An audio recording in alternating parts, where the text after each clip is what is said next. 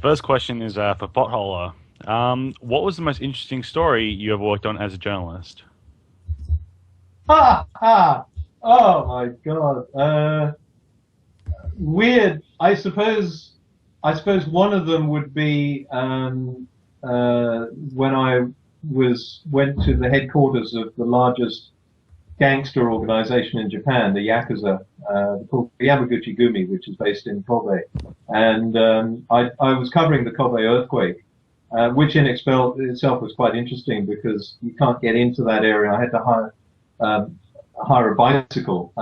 Actually, I think I bought the bicycle, but it was fantastic going along these 5-lane highways that were completely deserted. It was like being in a surreal world. There was no electricity. It was all completely dark, and the speed limit was 80. But I had to cover the local gangster organization because they were the only ones actually helping people. They were far more effective than the government in handing out goods and so on.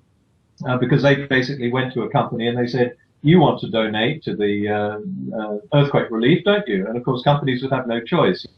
The Yakuza asked you to do something, you hand it over. And so I called up the Yamaguchi-gumi. I got their phone number from a friend of mine, phoned them up, and the answer was Yamaguchi-gumi headquarters. This is the largest organization in the world. This is the largest gangster organization in the world, 90,000 people. And I asked to speak to their public relations officer, not knowing if they would have one, and they did have one. And I asked if I could come down, and they invited me down to their headquarters. So for the entire day, I was hanging out with these gangsters with knife wounds and broken noses, and there they were helping people out. And this was a building that I knew very well from the outside because it's the organization's, the gangster organization's headquarters building.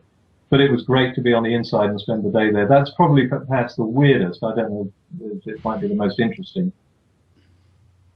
I think so. I mean, I obviously prepared again some notes in case we had a moment to fill in. I mean, your career has been very interesting and it has taken you all over the world.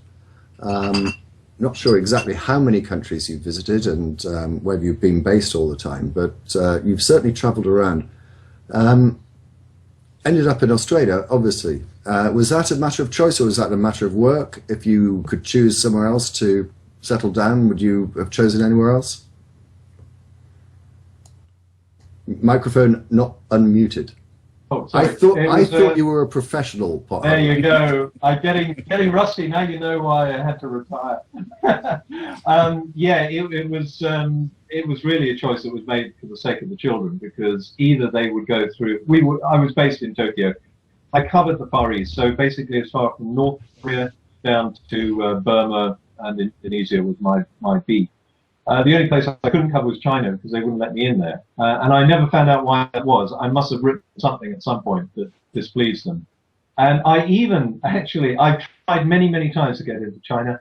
I even sat at one point next to the Chinese foreign minister at a dinner. And I have no idea why I was put on the table with these other people, but it was a dinner where we had lots of statesmen and journalists and so on. So we were all seated at these tables, and I was next to the Chinese foreign minister. And he had his interpreter there. So I said to him, look, I'd really like to go and cover China. And he said, well, you have to apply to the, and I've been through that process. They won't let me in.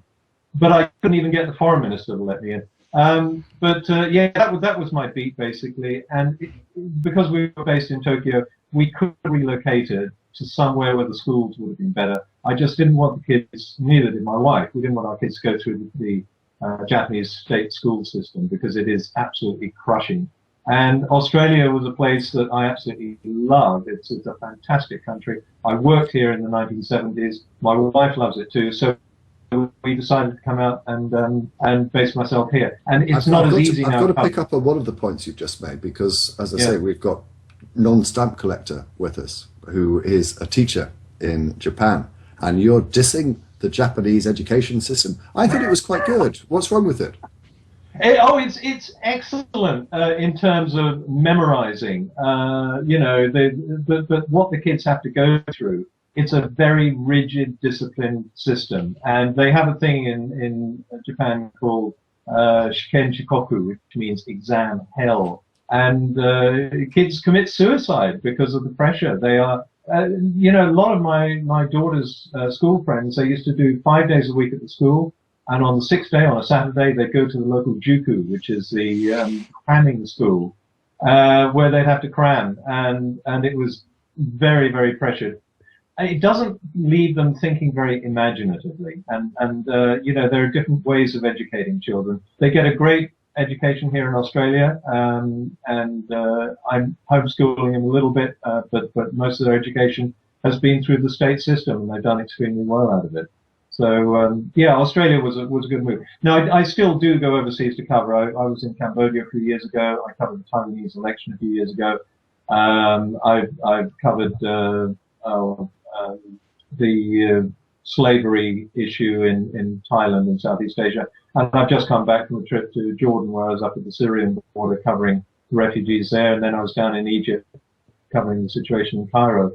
So I still get around a lot more. There's not as much news in Australia, obviously, but I prefer to. Well, you've touched upon a lot of areas which I'd love to ask you about, and perhaps we'll, if we have time, come back to them during the course of the show. But I know that Samuel wants to make another point. Samuel, once you made the point again, I apologise. I will remove you because I've got people waiting. But over to you, Samuel. Yeah, it's cool.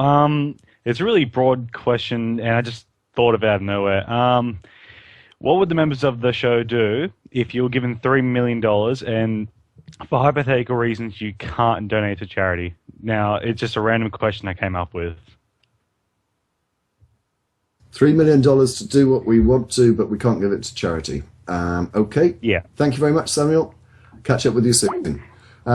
Whilst someone deals with that problem, I'll bring in the next caller. Who wants to take that? You've got $3 million. What are you going to do with it? I'd be out of debt. Right, Aaron's done. I can answer it very quickly and just say I would buy a boat. My wife would want to buy a house, so we'd end up buying a house.